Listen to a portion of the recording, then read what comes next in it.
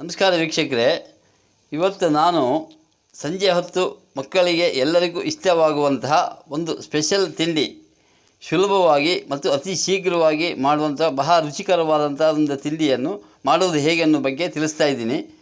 ನೋಡಿ, ಇಲ್ಲಿ ನಾನು ಈ ಮಂಡಕ್ಕಿ ಇಟ್ಕೊಂಡಿದ್ದೀನಿ, ಒಂದು ಸೇರು ಮಂಡಕ್ಕಿಯಲ್ಲಿ ಇಟ್ಕೊಂಡಿದ್ದೀನಿ. ಇಲ್ಲಿ ಈರುಳ್ಳಿ ಸ್ವಲ್ಪ ಹಚ್ಚಿ ಇಟ್ಕೊಂಡಿದ್ದೀನಿ, ಇಲ್ಲಿ ಸ್ವಲ್ಪ ಕಾಯಿ ತುರಿ ಇಟ್ಕೊಂಡಿದ್ದೀನಿ, ಇಲ್ಲಿ ಸ್ವಲ್ಪ ಕೊತ್ತಂಬರಿ ಸೊಪ್ಪು ಸಣ್ಣ ಹಚ್ಚಿ ಇಟ್ಕೊಂಡಿದ್ದೀನಿ, ಇಲ್ಲಿ ಒಂದು 4-5 ಹಸಿಮೆಣಸು ಹಚ್ಚಿ ಇಟ್ಕೊಂಡಿದ್ದೀನಿ, ಇಲ್ಲಿ ಕರಿಬೇವು ಸ್ವಲ್ಪ ಅದಕ್ಕೆ ಒಗ್ಗರಣೆಗೆ ಇಟ್ಕೊಂಡಿದ್ದೀನಿ, ಒಂದು ಕಡೆ ಲಿಂಬೆಹಣ್ಣು ಇಟ್ಕೊಂಡಿದ್ದೀನಿ, ಸ್ವಲ್ಪ ಸಾಸಿವೆ ಕಡಲೆಬೇಳೆ ಒಗ್ಗರಣೆಗೆ ಇಟ್ಕೊಂಡಿದ್ದೀನಿ. ನೋಡಿ, ಈಗ ಈ ಬಾಣಲಿಗೆ ಒಂದು 50 ಗ್ರಾಮ್ ಆಗುವಷ್ಟು ರಿಫೈನ್ಡ್ ಆಯಿಲು ಹಾಕಿ ಇಟ್ಕೊಂಡಿದ್ದೀನಿ. ಅದಕ್ಕೆ ಈಗ ಫಸ್ಟ್ ಒಗ್ಗರಣೆ ಹಾಕ್ತಾಯಿದ್ದೀನಿ. ನೋಡಿ, ಕಡಲೆಬೇಳೆ ಹಾಕ್ತಾಯಿದ್ದೀನಿ.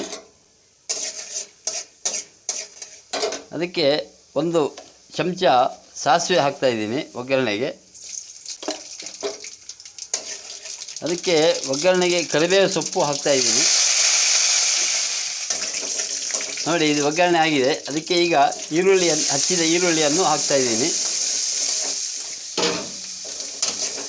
ಅದು ಈರುಳ್ಳಿ ಚೆನ್ನಾಗಿ ಎಣ್ಣೆಯಲ್ಲಿ ಅದನ್ನು ಬಾಡಿಸಬೇಕು. ಸ್ವಲ್ಪ ಬಣ್ಣ ಚೇಂಜ್ ಆಗಿರೋವರೆಗೆ ಅದನ್ನು ನಾವು ಮುಗಿಸ್ಬೇಕಾಗುತ್ತೆ. ಅದಕ್ಕೆ ಈ ಹಚ್ಚಿಟ್ಟ ಹಸಿಮೆಣಸು ಅದಕ್ಕೆ ಹಾಕ್ತಾಯಿದ್ದೀನಿ. ನೋಡಿ ವೀಕ್ಷಕರೇ, ಇದು ಒಗ್ಗರಣೆ ಹೀಗೆ ಸ್ವಲ್ಪ ಈರುಳ್ಳಿ ಬೇಯ್ತಾ ಇದೆ. ಈಗ ನೋಡಿ, ಮಂಡಕ್ಕಿಯನ್ನು ಮಾಡೋದು ತಿಳಿಸ್ತಾ ಇದ್ದೀನಿ.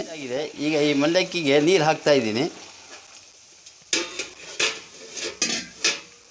ಸ್ವಲ್ಪ ನೀರಲ್ಲಿ ನೆನೆಸಿ ಆಮೇಲೆ ಅದನ್ನು ಕೂಡಲೇ ಬಸಿಯಬೇಕು.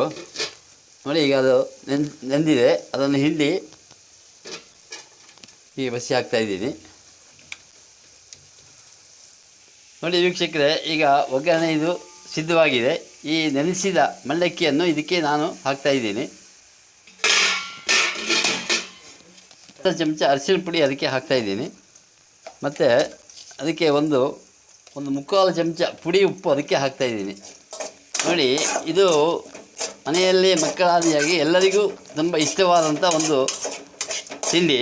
ಬೆಳಿಗ್ಗೆ ಹೊತ್ತು ಅರ್ಜೆಂಟಲ್ಲಿ ಮಾಡಲಿಕ್ಕೂ ಇದು ಸುಲಭ. ನೋಡಿ ವೀಕ್ಷಕರೇ, ಇದೀಗ ಆಗಿದೆ. ಅದಕ್ಕೆ ಕಾಯಿ ತುರಿಯನ್ನು ಈಗ ಹಾಕ್ತಾಯಿದ್ದೀನಿ. ನೋಡಿ, ಇದು ಅತ್ಯಂತ ರುಚಿಕರವಾದ, ಸುಲಭವಾಗಿ ಕಡಿಮೆ ಖರ್ಚಿನಲ್ಲಿ ಮಾಡುವಂಥ ಒಂದು ಸ್ಪೆಷಲ್ ತಿಂಡಿ. ಇದಕ್ಕೆ ಒಂದು ಅರ್ಧ ಕಡೆ ಲಿಂಬೆಹಣ್ಣು ಹಿಂಡ್ತಾಯಿದ್ದೀನಿ. ಆಮೇಲೆ ಸಣ್ಣಗೆ ಹಚ್ಚಿದ ಕೊತ್ತಂಬರಿ ಸೊಪ್ಪನ್ನು ಅದಕ್ಕೆ ಮೇಲೆ ಹಾಕ್ತಾಯಿದ್ದೀನಿ. ನೋಡಿ ವೀಕ್ಷಕರೇ, ಇದೀಗ ರೆಡಿಯಾಗಿದೆ. ನೋಡಿ, ಈ ವಿಡಿಯೋವನ್ನು ಸಂಪೂರ್ಣವಾಗಿ ನೋಡಿ ನಮ್ಮ ಚಾನಲನ್ನು ಫಾಲೋ ಮಾಡಿ, ಲೈಕ್ ಮಾಡಿ ಮತ್ತು ಶೇರ್ ಮಾಡಿ.